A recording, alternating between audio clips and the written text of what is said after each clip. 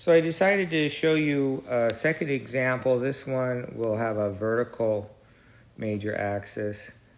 And this one is a bit harder because it's not written in standard form. It's really nice if they give it to you in standard form, right? Now, unlike the circle, I can't just divide everything by 4. Well, I could, and that would make the coefficient of x squared 1. But I also would prefer if the coefficient of the y squared was 1, which it already is. And you can't make both of them 1 by dividing things, right? So you just leave it there where it is. So when I'm going to have to complete the square here, and that's why I kind of prefer to have a leading coefficient of 1, but I can only do that with the y and not the x. If I did it with the x, then I have fractions, and it's really messy, and I still wouldn't have a coefficient y 1 for both of them. So what I did is I just rewrote these with the two x terms together and the two y terms together, and I took the constant 21 and put it on the other side of the equation just to get rid of it. So it becomes minus 21, right? In other words, subtract 21 from both sides of the equation, right? And then what I'm going to do is I'm going to factor out the 4 because I want a leading coefficient of 1 before I complete the square on this thing. Why do I have to complete the square? Because that's what you have to do to get it in standard form. In standard form, the square has been completed. So I just factored 4 out of the first two terms, and I put the remainder part in brackets, and that's going to be 4x squared over 4 and minus 16x over 4.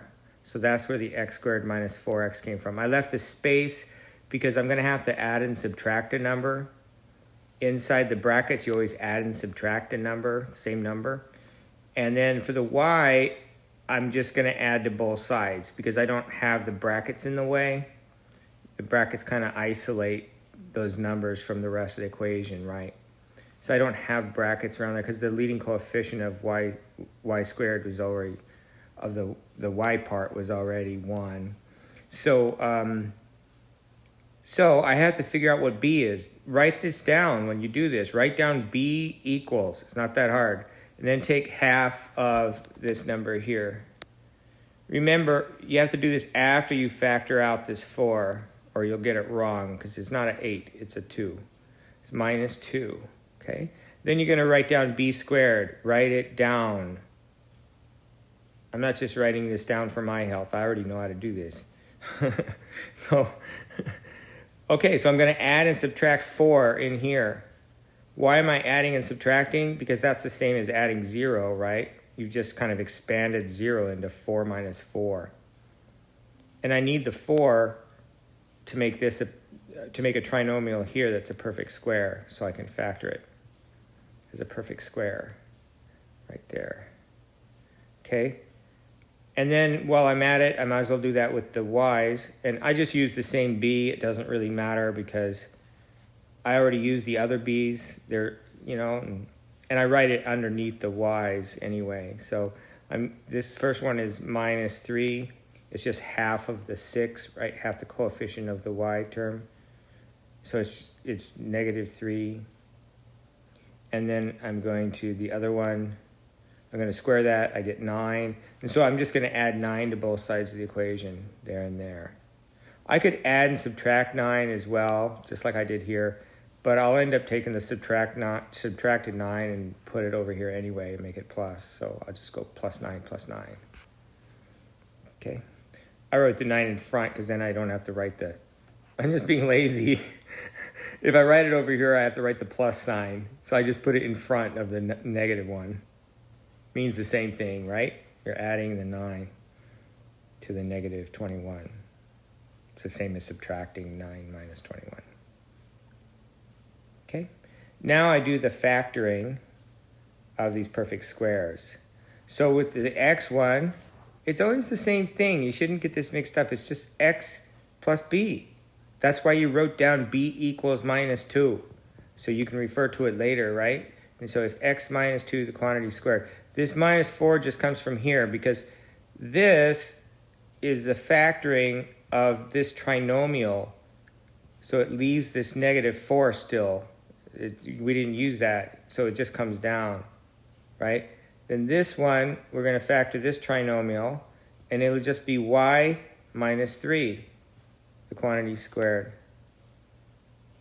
right? And then the other 9 is already on the other side of the equation, so I don't have to worry about that.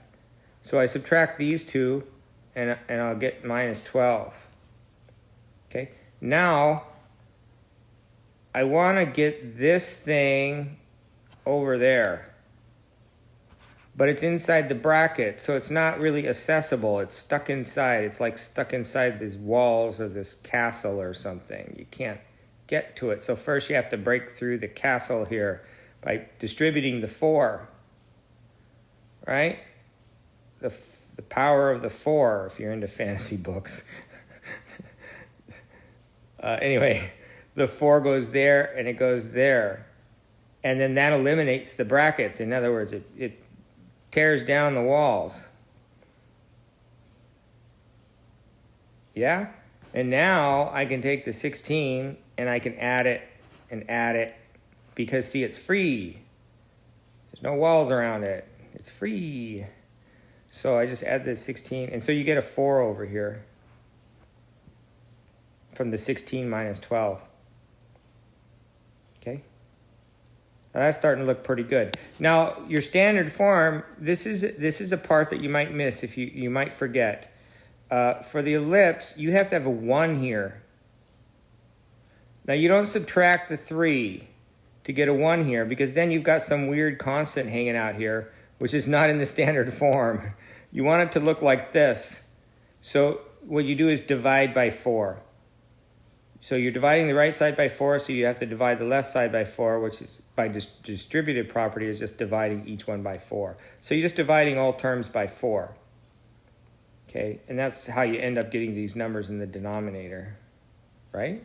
So that's the standard form for this ellipse. So from there I can read off the center, right? When is this 0? When x is 2? When is this 0? When y is 3? So the center is, wait, what did I just say? When is this 0? When x is 2. When is this 3? When is this 0? When y is 3. I can't talk. So the center is going to be 2, 3, right? Okay, and then I would write down what a and b are. So,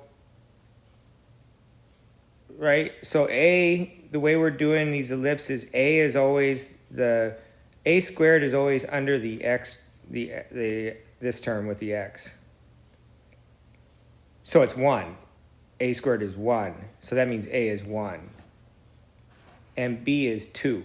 And the only reason I colored b purple is because the biggest one is going to give us our vertices, and 2 is bigger than 1. Right, so that's why I colored that purple, in case you were wondering. It's just to help people to follow this when they're reading. If you're looking back at it reading later, it'll remind you, I hope. So it has a vertical major axis because the 2, the bigger one, that's for the major axis. That's the distance from the center to the minor axis, along the minor axis, to the endpoints of the minor axis, right? So this 2 comes from here. So it's in the y direction. So the bigger one's in the y direction. So the major axis is vertical. And this 1, it goes that way from the center. Okay. So the vertices, I'm going to add and subtract 2 from the 3, the second coordinate of the center. Right? Here's the center. Second coordinate. Add and subtract b. Because b always goes with the y, right? Let's see. B squared with the y. This b goes with the y. So you add and subtract it from the y coordinate. And you get that. So those are the vertices. Now you could have also graphed it first and then just from the center go up 2 and go down 2 and then look at what the points are and write them down. And in fact, I can now check it that way, right? Just look at it and say, okay, did I get the right point there? I'm sorry, my screen messed up here. Hold on. It's really annoying. Okay, because I was almost done. You know, I could check this and just look at this and say, well, what is that point? 2, 1. Yep. And what's that point? 1, 2, 1, 2, 3, 4, 5. 2, 5. See? So, you know, if you do that, if you do it by graphing it and doing that, then try subtracting and see if you get the same thing. And if you do it by subtracting, then look at the graph and see if you get the same thing. That way it makes everything more solid. It all holds together, right?